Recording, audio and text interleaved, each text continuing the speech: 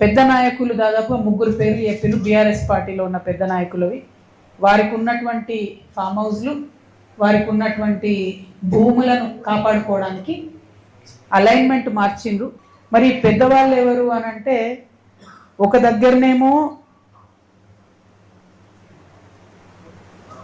దగ్గరనేమో రెడ్డిపల్లి, చిప్పల్తిర్తి, తునికి ఈ 3 గ్రామాల మధ్యలో ఒక 400 ఎకరాల ఫామ్ హౌస్ వచ్చింది.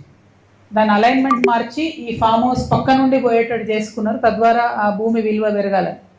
అక్కడికి ఈ 3 గ్రామాల మధ్యలో ఒక 400 ఎకరాల ఫామ్ హౌస్ వచ్చింది. దాని అలైన్మెంట్ మార్చి ఈ ఫామ్ హౌస్ పక్క నుండి పోయేటట్టు చేసుకున్నారు. తద్వారా ఆ భూమి విలువ పెరగాలని.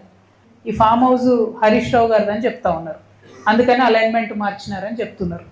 అదేవిధంగా చిన్న చింతకుంట గ్రామంలో గంగుల కమలాకర్ గారికి 15 ఎకరాల ల్యాండ్ ఉంది. దానికోసం అలైన్మెంట్ మార్చిరని చెప్తున్నారు. అంటే లిటరలీ వాళ్ళు నన్ను చెరువు దగ్గర తీసుకుపోయి చూపించారు. ఫస్ట్ అలైన్మెంట్లో గంగుల కమలాకర్ గారి ద్వారా ల్యాండ్ ద్వారా పోతుంది కాబట్టి మార్చిండ్రు. ఇంకొక అలైన్మెంట్ ఈ 400 ఎకరాలు హరీష్ రావు గారిది అని చెప్పబడుతున్నటువంటి ల్యాండ్ పక్క నుండి వచ్చేటట్టు మార్చిండ్రు. ఇంకొక అలైన్మెంటు మన నవీన్ రావు గారు అని ఎమ్మెల్సీ ఉంటారు, ఆయనది 18 ఎకరాల ల్యాండ్ ఉంది. ఆ ల్యాండ్ పోకుండా మార్చిరని చెప్తుంది. ఇట్లాంటి విషయాలు కేసీఆర్ గారికి తెలిస్తే ఎట్టి పరిస్థితుల్లో వాళ్ళు ఒప్పుకునేవారు కాదు.